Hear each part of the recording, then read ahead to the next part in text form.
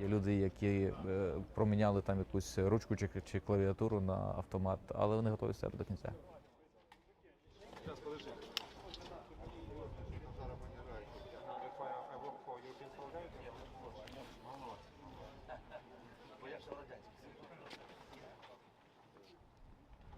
Панков и еще один, да? И Паньковский. Вы тут вторые пивко, 22 евро.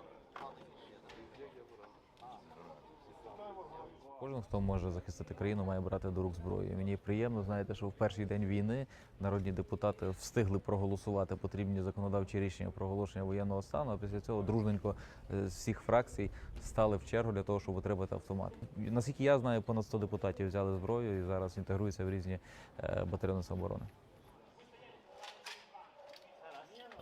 Якщо серйозно, то тут всередині нема такого відчуття страху. Страшніше було очікування. Оце безконечне, страшне очікування. Ну, мы здесь, мы тут уже...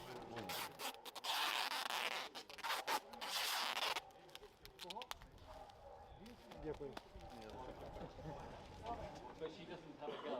А вони не мають душних автоматів. Це дуже добре. Є люди, які вже мають воєнний досвід, які є ветеранами, є люди, які проміняли там якусь ручку чи клавіатуру на автомат, але вони готові стояти до кінця. Я знаю, який величезний потенціал у українців є для повстанства. І сподіваюся, що після перемоги зможу написати історію цієї книжки.